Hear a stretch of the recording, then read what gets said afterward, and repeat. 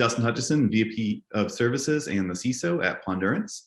So two different hats. The CISO hat, I'm responsible for the internal security and compliance of the company. And the VP of Services, the different departments that are customer facing report up to me.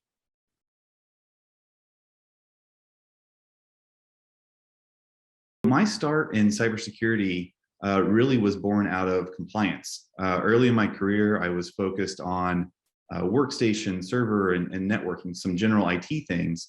And because of the timing, HIPAA in healthcare was a relatively new thing. I was at a small hospital. We had a really small staff, no cybersecurity team. And so I was suddenly responsible for HIPAA compliance. That led me down the path of privacy and security.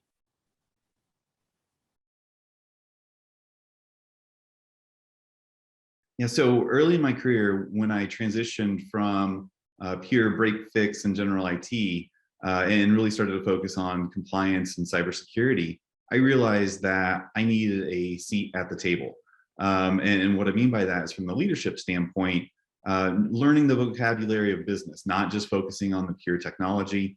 After I finished my undergrad, I went on and got an MBA, took 10 days off after that, and got my PhD.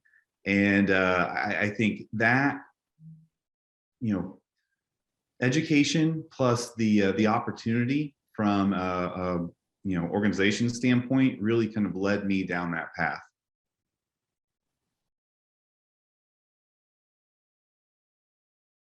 I think the biggest lesson I learned is really focusing on the technology, understanding the tech, but knowing that you're trying to solve a business problem. And so that's one of those issues from an IT standpoint that's always present. IT and cybersecurity is there to enable a business.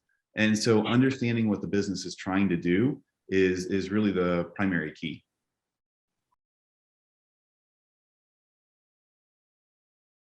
Joining the Pondurance team, especially on the services side, is an exciting thing.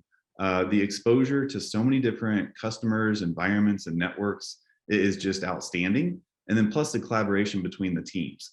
So when you think about a security analyst getting exposed to compliance or pen testing or application security, you're not siloed in one role. You get exposed to a lot of different things.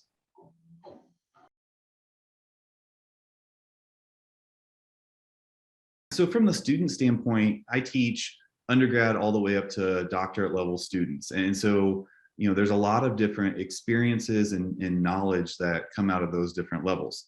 I think it's really important for inexperienced and emerging students to understand that there's a lot to learn and they need to really get that experience and that exposure. And that doesn't always happen on the job. It doesn't always happen at school.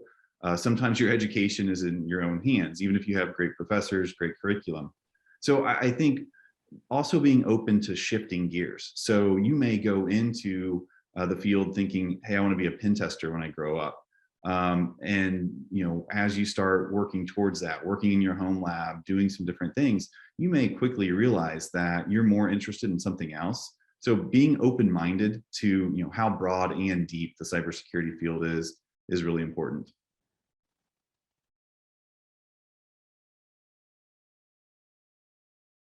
Getting interviewed is really an opportunity to reverse engineer the opening. So you look at the job description, what the company is looking for, and then understanding what you're good at, and then working to fill in those gaps. And then also being transparent about what you do and you don't know.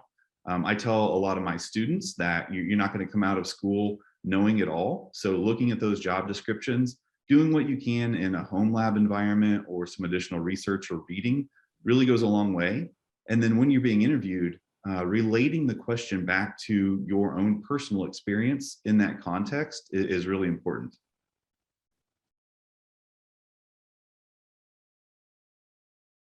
When you're starting your career, realizing that you're rarely going to be a solo contributor without a team is important. So knowing that you're going to work and learn with and from other people is really important. So understanding the dynamics of teamwork, understanding the importance of asking questions when you don't know something is really important.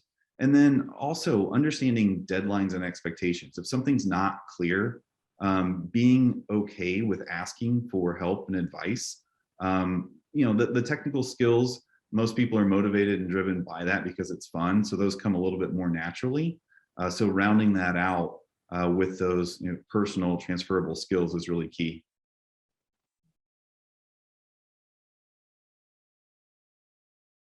Cybersecurity is growing rapidly. My favorite on-ramp for cybersecurity is the Security Operations Center Analyst, or the SOC Analyst. The reasoning is you've got a huge safety net of a team. You've got flexibility from a role standpoint, and then plus there's a lot of opportunity to grow from a knowledge perspective within that role. I don't want to say it's low stakes, but the way that Pondurance does it is onboarding and mentorship is a key part of that initial after you get hired, and then understanding where you are and being exposed to some of those other opportunities such as pen testing or application security is really important.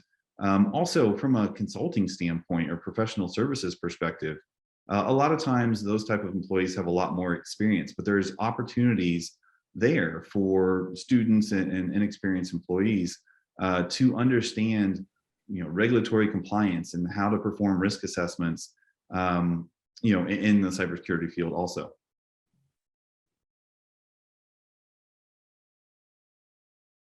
So the mentorship opportunities at Pondurance are really vast.